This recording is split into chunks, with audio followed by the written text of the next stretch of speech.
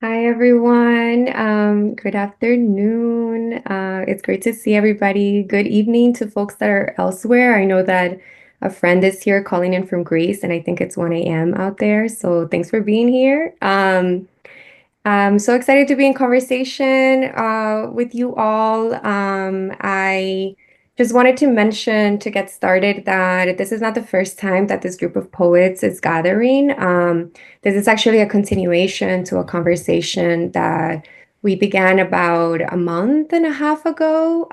It was a conversation about how our experience as undocumented poets, formerly undocumented poets, connects like intersects with our poetics. And so for folks that might be interested in just learning more about us and how we're thinking together, I want to share the link to that roundtable conversation that was published by the Rompus. And so here's the link to that in case folks want to read more later.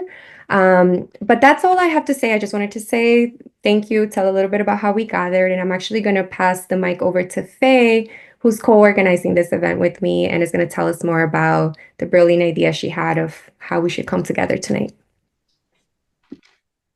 Thank you, Yessica. Hi, everyone. I'm Faye shumarí, and this idea came about after our interview process with the Rumpus Review, which y'all should read 100%. We realized that there's just like so much work to continue doing. There's so many discrepancies with how we think about community, and how that translates to like real life communication, real life presence, I think, in each other's lives and in the movement in truth. And so when we were brainstorming ideas for this event, it dawned on me that we need to incubate together. So many times we're isolated, we're doing work as individuals, writing as it is, it's a very lonesome practice. Um, and and something that I dabble with a lot in my work alone is sitting with the notion of the new world, right? It's not outside of us. I argue that it is within us. And so how do we hoax the new world to come out of us, to enter the lives that we are living? And many undocumented and formerly undocumented writers, I notice in our work, we are doing that act of summoning the new world in our day-to-day lives, in our day-to-day breathing, in our day-to-day actions. And so by creating this incubator, not only will we get to highlight these four voices, these particular intersections to speak on how we summon or hoax the new world to come out and be out in the world and not see it as something outside of ourselves, but also build a conversation with those who are present, considering that at the end we do have time allotted for folks to engage in a call to action. So you're here as a viewer, you're here as a listener, but you're also a participant, in the sense that while our wheels are turning, we want your wheels to start turning. Think about the ways in which we have navigated and have considered the new world, and how can you consider the new world? What are some things you can do in your day-to-day life to bring this magic to the forefront? Um, so that's a little bit of the introduction and how this came to be. I'm really excited, and I think that more incubators are necessary. I think we are all super talented individuals, whether we're artists or humans, caretakers, mothers, fathers, parents, guardians, whoever we all have niche uh, niche tools that just are because you are. And I am very much interested in how we can continue building this new world. The blueprint is there, we have it inside of us. And so, how do we take that out? What are the things we can do to create pathways for that? So, I will end my thought there, and I will open it up to Tobi, who will be our first speaker or poet, whatever Tobi chooses to. So yeah, enjoy the rest of the ride, but take notes. Thank you so much, Robin. Thank you, Jessica and Faye, for organizing this chance to be together, this chance to gather, even in virtual space. Like Faye said, writing is often framed as a very individuated uh, pursuit, but actually, I think the more I write, the more I realize that the best part of writing is actually who you get to communicate with and be in contact with and be in relationship with. So glad to be in relationship with these people who I have had many chances, a few chances to talk to, as you'll see in the chat, and also glad to be in conversation and communication with everybody who's in the Zoom room with us. It's it's wonderful to share this space with you all too. I'm going to read a few poems. One of the questions that we kind of organized our conversation about earlier was around the question of more than human, beyond human affiliations and what we kind of learned from them. So the first poem I chose is a response to that question. Although it was written, I think, very slightly before the conversation, it feels like a kind of response to it. So this poem is called Desire Line Vibrant Acousmatic. I tried to navigate the distance between the beep of a repo truck backing up and the cricket song nested in the walls of the basement of our house. The house the truck beeped away from, the crickets that confounded the walls. There was a nook under the front stairs. There was a cubby in the back of the laundry room. They could have been singing from anywhere. The ground floor of the house was built into a hill. The front door was above ground, so the recessed rooms were buried. There were windows in the back that looked out onto the dirt, so maybe the crickets sang from their interment. It was strange to live with an unsourced sound. It could have been outside or part of the house. It felt like outside didn't end outside anymore. The crickets were outside brought so close that they collapsed the distinction between outside and inside. The sound of a porosity to the house. The sound of outsideness brought inside sang from both locations, from dislocation. Sounds that infest the inside with outside from outside destabilized fragile systems. The systems teeter against each other inside and outside the house. The outside system opened its eyes in the windows of the house, wanted to see inside the system that was total darkness. The crickets were invisible in the walls or the ceiling, maybe. The house chirped all night. I tried to negotiate the distance between cricket song in the house and the beep of a truck in reverse. They tried to let you wake up into the loss, so the first sign of the truck was a flashing light at 2 a.m. We were all awake. Maybe I was thinking of fireflies, though I wouldn't recognize their song. Maybe I was thinking of light as a frequency that laces into memory as sound. Maybe there was a sound I tried to fill in from the window 2 floors above the unhilled front side of the house, where we watched my dad try to negotiate with the repo man. It all resolves as loss, but you still try. The truck driver is just a messenger. The truck's beeping faded into the chirp of a cricket. I tried to navigate the distance between bugsong and repossession. I walked to hug the curve of the railing by the road where the sidewalk disappeared. I had to walk home between lanes of instability on the road. The edge of the road looked jagged over a small creek. There were only so many ways to get outside the house. I tried to negate the distance between song confined in the walls and the retreat of a beeping truck in the otherwise silence of that hour. The relation might be etymological. Cricket from the French criquet, which means to creak, the sound houses make under the movement of our heavy bodies on the staircases. The house made entirely of cricket bodies, wings rubbing at that speed under it. Relation might be etymological. The long sigh in siren contracted to a stridulate, long stride, short stride. I tried to naturalize the distance. I tried to neutralize the distance. I tried to materialize in the gaps. The messenger traverses the desire lines between helplessness and acceptance. The late hour of my writing rings in my ear like my bones rubbing together at that wing speed. I tried to investigate the distance between invasion and infestation. The driver's silence at the frequency of orange light. Yea, though I traverse on foot between the nature preserve and my apartment. Yea, though the fear that a body is the interior of a home. a structure half buried and protective, which accepts weathering, will wear away eventually. I close my eyes in the bird blind over a tide marsh in the nature preserve. The leaves buzz with diverse frequencies of insects.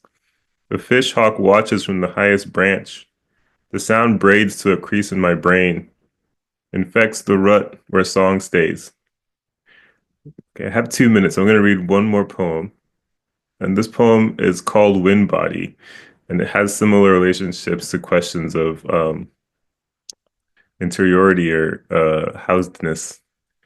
Wind Body, my wind voice, been evicted, made vague, rendered vagrant, asked to move by confluence with water, deemed ill-fitted to the rigidities of nation.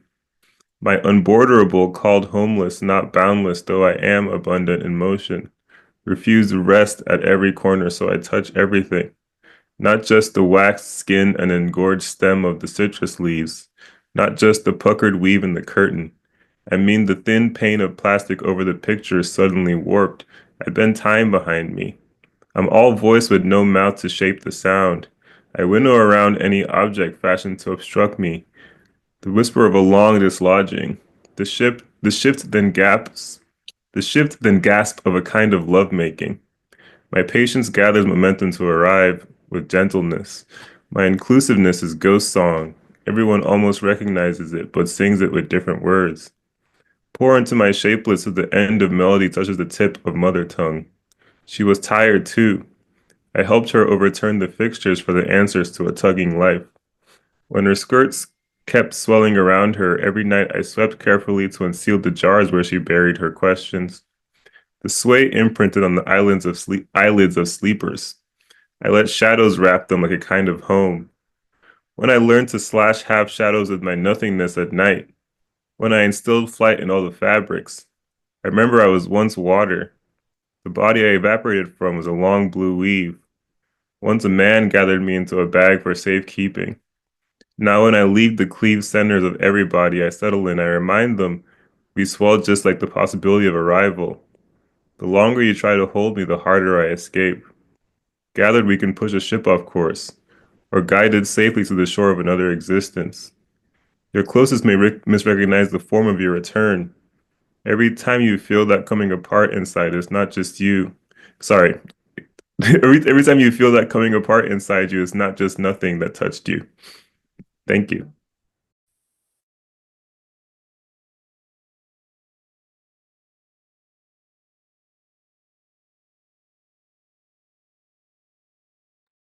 Thank you so much. I took down. Can you repeat that line? The harder you hold me, the more I have to go. Is that what it said? I think it's the longer you try to hold me, the harder I Mhm. escape. Okay. Yeah, Thank you. thank you.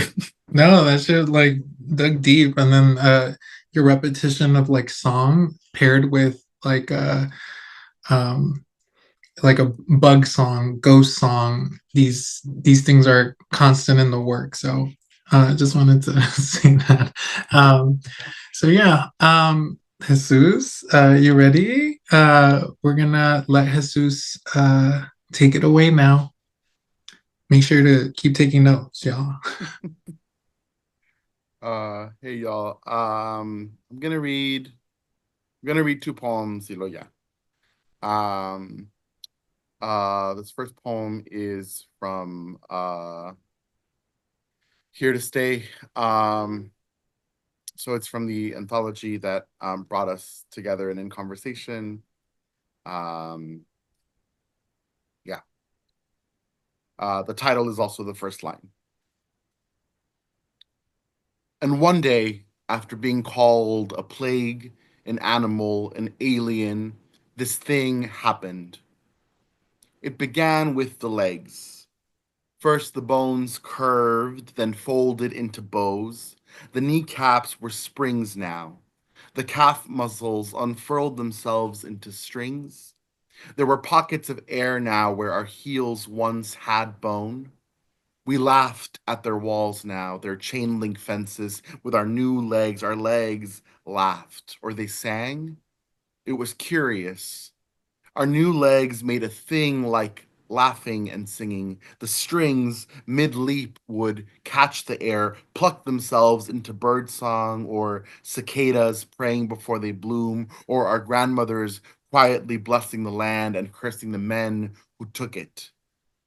There were fields of us now, gathered and from everywhere, everyone, the same song, cry and curse, everything called border shattered. Checkpoints shook, then collapsed, and everything uniformed and armed was naked, still and silent enough to listen to this song, this end. And we remembered this thing our abuelita had always said about the end of the world, that the world ends every day for someone, that every world ends. There, that summer full of corn, rain, and witchcraft in Chihuahua, where we sat and watched the grasshoppers with her and learned how to die best. And when this world ended and nothing needed a passport or a birth certificate, our shoulders broke open. The blades splintered into shards, plumes, canopies, opaque, translucent, and just like nighttime and oil slick. We were every bit of glory and wildness. God, we grew wings, algo así como chapulines. That's that poem. And then this one is it's an old poem, and it's me just fantasizing about space. And I don't know that I don't know, whatever. I'm gonna read it. um, it's called "On a Spaceship Somewhere Long After Empire's Collapse."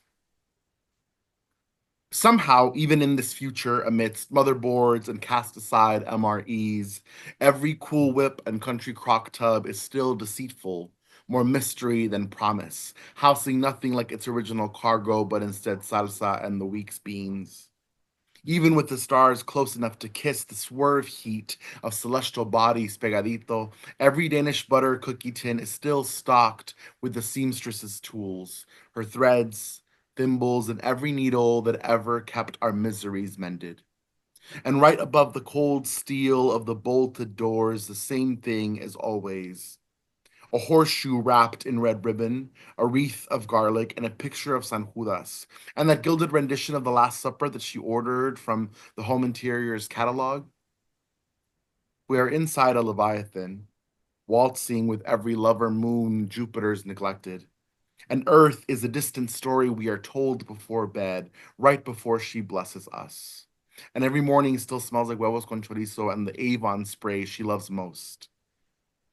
On Earth, someone told my tia Camelia, go back to your country, which she took to mean go home. And if the sky is the thing that follows us everywhere, she thought, if the vast black blue saw me born, then the sky is my home, and every star is every place I've come from. Long after the empire was no more, it was all the aunties who led every expedition, just like on Earth. It was all of the tias who looked at an unknown and threw their heads back, cackling as they soared into the sky, showing the children, all of us, where exactly we belonged.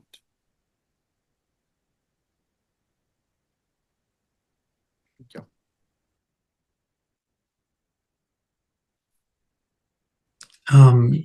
Thank you. Thank you for that. The notion of like a alternate universe, but this shit being like the life that we live in day to day. And there's this line that says, "Learn how to die best." Uh, thank you. Thank you. Yessie, do you want to go next? I just wanted to say I love the shout out to Las Tias and to Avon. Holding down skincare. Seriously. Wow. Yeah, I'm down to go next. Damn, I gotta follow that. Okay, that's all good. Yeah, following any of y'all will be hard anyway, so okay. Um, I'm gonna share I want to share like a link to the poem so that y'all could see what I'm reading if that's of interest to anybody, especially because the first one is like in these columns and whatever, but you don't have to. Um, I actually also prepared something to say following each poem, kind of more directly in response to the question, because I just thought that question was so generative. I wanted to respond directly to it. But I'm gonna try just speaking off the cuff a little bit, because I just want to be looking at you all also. So, yeah, this first poem is untitled. It's a very recent poem. Okay. Tai said, to truly understand the difference, one must be in it, one with it, this within, across. About participate that we are animals of humanization, comprehension, capiche, compression, of how. Certain, he said, have patience and the silence and the yet of limits. This changes the looking at to looking back in time as they bathe the mind in the mind, the body in the body. Tai said, certain, to truly, he said, understand, have patience, the difference and the silence, and one must be the yet in it of limits, one with it. This changes this, the looking within at, across, about, to looking, participate, that back, we are in time, animals as they of humanization, bathe, comprehension, the mind, capiche, compression in the mind, of how we, the body, how in the body. So just wanted to speak a little bit to this poem, y'all. I think I was thinking about like, how do we make the new world? And I'm thinking like, okay, well, that new world has to be different from whatever it is that we have going on here, right? And so then I'm like, if we're gonna make something different, then we also got to know how to navigate difference in the first place, like to even just be able to be with it. And so this poem that I wrote is coming out of a project where I'm writing about the hippopotamuses that are reproducing at a mass scale in my country, in Colombia. And so I'm thinking about like, how do I relate to these like majestic beings? Like, what is that space of relation? How do I navigate it? Which is very much in line with the conversation that we had last time. And so the poem, a little bit taking instruction from Thich Nhat Hanh, who's a really well-known Buddhist teacher. I think it's just like inviting into a deeper kind of like listening and holding of the other, you know, and one that tries to get away from this very like human-centric, Eurocentric mode of thought that thinks that in order to like relate to another person, we kind of have to like grasp them. And so last time we talked about like this word apprehend that Tobi brought up, which is like a synonym for understanding, but also like a synonym like related to this idea of grasping or even imprisoning or capturing. And so I think the poem somehow just in reflecting about it is also an invitation to just get away from those modes of relation that make us feel like to understand someone, we kind of have to like be able to only perceive them in one narrow view. Like it's like opening beyond that, right? And like I think being able to like respect the mystery of the other, the mystery that like surrounds us. And I think it's in the space of that mystery that we'll really be able to get some answers. And so like I think it's about having a certain level of reverence and respect for our limitations as human beings. So I want to say that, but then I also had kind of another take on the question. So I'm going to share a poem, another poem that kind of responds to the question in some way. And so Jesus just read something of a spacecraft, and then this is the title of this poem, Spacecraft. So I'm just gonna go ahead and read it. I guess poets of undocumented experience thinking about aliens and stuff like that. Spacecraft. It's past curfew, 2 guards, scrappy twin boys tell me to go back to La Puta Mierda. This invisible frontier is a coroner's billiards bar. One day it'll be a children's library. The Christmas fireflies, did you see them fly by, shooting lights, colorful luciferin ones from their butts? I got them laughing at this word bud and looking at my own. They're about to crack a joke. I roll out craft black paper on the floor. With a white fluorescent marker, I place on that expansion dots. I constellate Pegasus, the ram, propose a game. Whoever draws out Ursa Minor gets a cookie's major half, but you have to share a star. They're arguing over the last dot when what's milky in their eyes warms up. I'm the bare one. They give up the cookie to my yawn. So this poem like is kind of funny to me.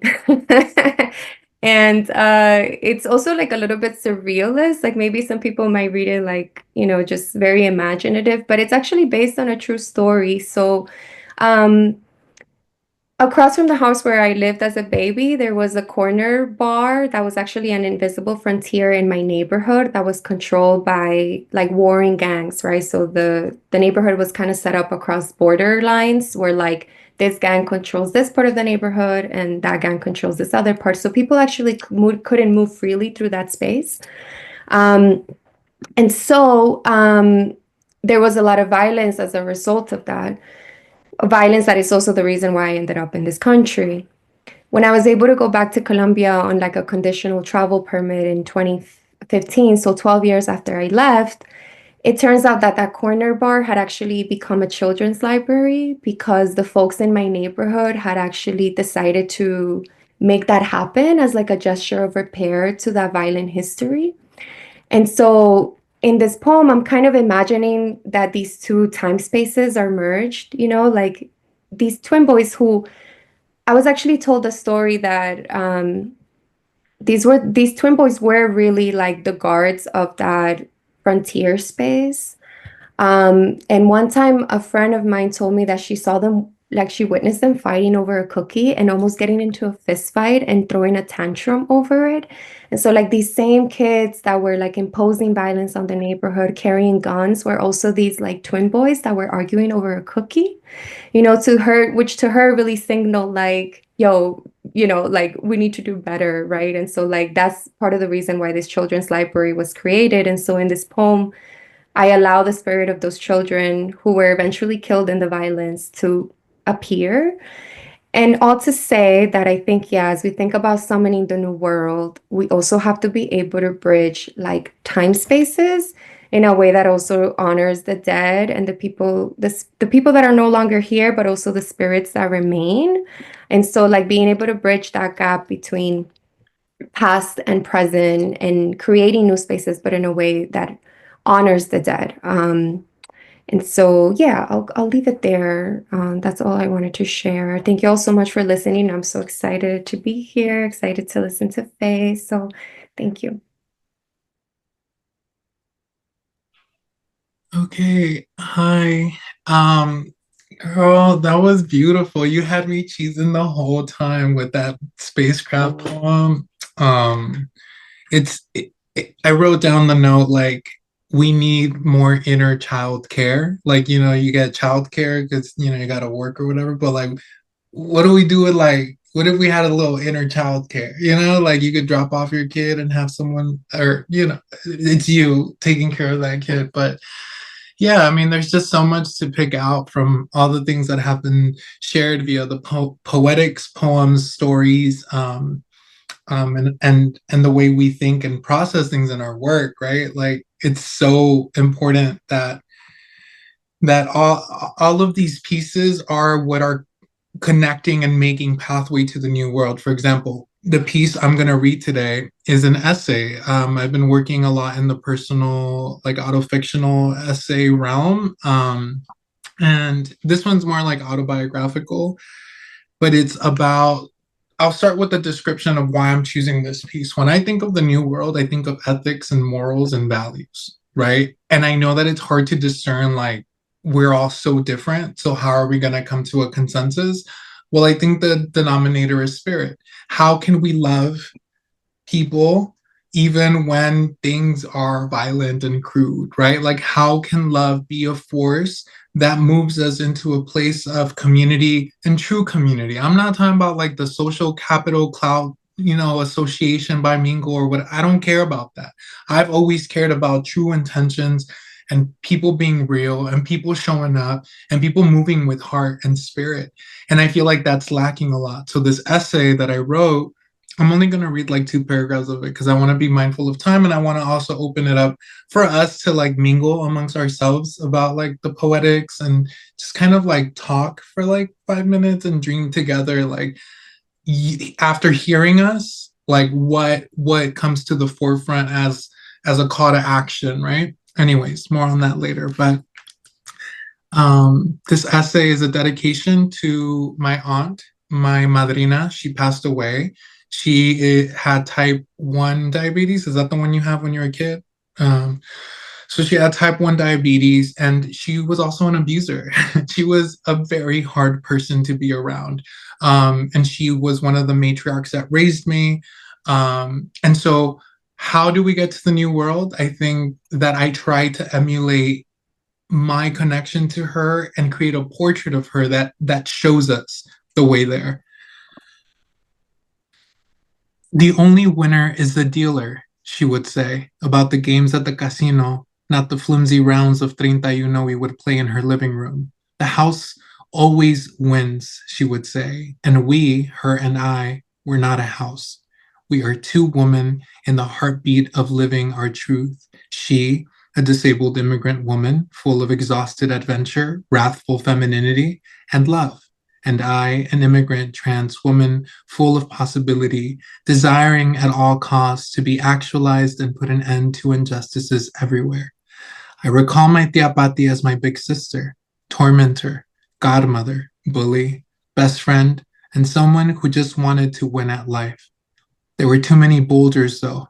Disability, migration, searching for true love at all costs, even if it was at the expense of her marriage, her manipulativeness, which estranged her from her other siblings and friends. She was a woman so confined by pressures that all she could do was take up the space she'd been never given and roar. She was a powerful woman who rattled everyone's bones into upright posture for better or for worse. Months before her death, I started calling her madrina, which I had never done. The relationship between us was finally restored, and it felt only right to call her my godmother. I wouldn't change a thing about how it all happened, although then I would do anything to not be in her care. I was her first punching bag and also had the privilege of being her first daughter. She was one of my first mirrors into the real world. In other words, the boot camp I needed to survive this world of men who invade your divinity with the fling of a finger, a slew of a word. She was what I needed in a world of toxic femininity and strict policies on beauty and passability. She was so ruthless, loud, sensual, even if she wasn't the most congenially beautiful woman, she would say. Talk your shit, she would tell me. And in a life, she would say, it's all about the poker face. Keep your hand closed, get your nails done, Q, and let me see your look. You always look so good. Turn around for me, she would say, lifting her head as much as she could from her medical bed stationed in the living room. There was no more 31 and no more Crash Bandicoot, only wailing pain. If you win this round, Tia Pati would say, you pay my next game, and if I win, I got your next game, all in Spanish.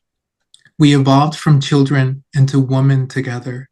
We ran from boulders chasing us through a screen while playing Crash Bandicoot to running from a lifetime of boulders that never caught up to us because we had each other. Two things can exist at the same time. She was sinister and she loved the deepest. Love can only happen when we allow conflict to make towards vulnerability. A lot of it was not justifiable, yet in this family of mine, what's important now is that we can know we loved and loved furiously and honestly, even with all of our venom. In every life, I choose her again, even if she did boulder me and take my win straight out of my hand once or twice. I am grateful she is resting and free of suffering. I am grateful to be able to breathe a little more fully. So that's the piece.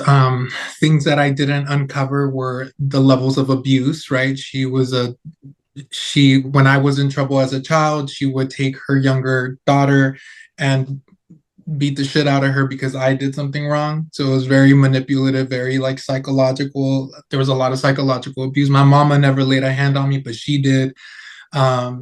She was my everything, like of all sorts. And so when thinking about the new world, right, we have the challenging task of considering what do we do with the people that hurt us? What do we do with the individuals that participated in a system of cruelty and damage? And there is no sort of consolation and no black and white answers to these things, right? Well, I know personally speaking, that I have to maintain the morals and ethics and values that were passed upon me via my elders, via the indigenous traditions that were lost and weaved and returned and turned into flour and turned into tortillas and turned into whatever else, to be the person I am now and how I move in the world. And so this piece was my attempt at really giving a complex portrait to someone who was complexly sinister, who was disabled, who was also undocumented, who, then became documented, who then housed my mother and I when we were undocumented, and like figuring out what to do next, because we fled because of violence onto us and fear of violence onto our bodies, not politically, but intrapersonally, like some telenovela type shit. But uh, it is what it is. But I think I this essay was one of the hardest things that I had to write, just because I didn't want her to be a villain. I don't want to believe that things are black and white like that, even if I'm at the losing end of the thing. And how do we sustain like our own spirits and rage and stance, which is valuable and valid, while also like creating a avenue of an incubator, a space where we can say, yo, like, you fucked up. I fucked up, like, because I'm also not impervious to being imperfect, or to being perfect. Like, I'm a flawed individual who's figuring it out. So how do we move together as a collective, piecing and weaving the good things and making space for that? But I'll end my thought there, and we can maybe unmute ourselves, and we can share a little bit. I know that Yessica and I kind of talked a little bit about our poetics, and then kind of like the answer to the question. So I also want to open it up to y'all, Tobi and Jesus, in case y'all want to like speak on like, how do we summon the new world? How are we doing it in the writing? And what sort of vision can we start kind of chiseling into reality? I just want to like, I don't know. I'm like so grateful for uh uh I'm grateful that we have poems to house ourselves inside of, and to sort of like be conduits and like channels for all of the ways that we're doing life. Because it was so beautiful to hear, we even in the essay, like the lyric is so present, and like and the lyric is such a testament to love, and love is not a thing that is easy to do, right? Like that it comes actually with like confrontation with enmeshment. So I'm just like really grateful for the work that y'all have shared today. Like I'm like, what the fuck? This is beautiful. I think I'm thinking a lot about that. I'm like, oh, true, true. And I have to think about every remind myself every so often. And also like one yeah, that any kind of like